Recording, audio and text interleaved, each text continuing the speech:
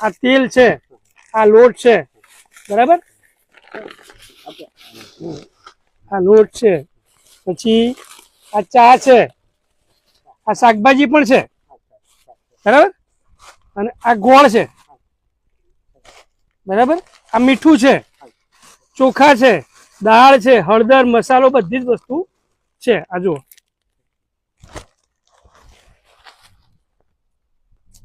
તો બોલો કેવું લાગ્યું? સારું લાગ્યું? તમારા મકાન માટે ખજૂરભાઈને વિનંતી કરો, ખજૂરભાઈ મારું મકાન બનાવી આપજો, એવું બોલો. ખજૂરભાઈ મારું મકાન બનાવી આપજો. આ જો એમનું મકાન આવી પરિસ્થિતિમાં જગાભાઈ રહે છે. આપણે ખજૂરભાઈને વિનંતી કરીએ કે જગાભાઈની મદદ કરો અને એમનું મકાન બનાવી આલો.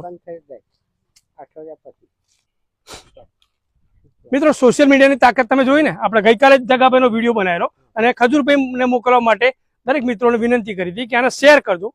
પણ ઘણા મિત્રોએ આ વિડીયો જોયા પછી લાગણીશીલ થઈને, ભાવુક થઈને ખજૂરભાઈને આર્થિક મદદ આપવાની પણ વાત કરી છે.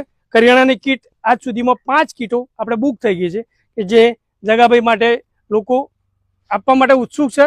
તો તમે આવી કોઈ પણ મદદ જગાભાઈ જેવા અન્ય મિત્રોને પણ આપવા માંગતા હોય તો આ વિડીયોને શેર કરજો, લાઇક કરજો અને અમને કોમેન્ટ પણ કરજો.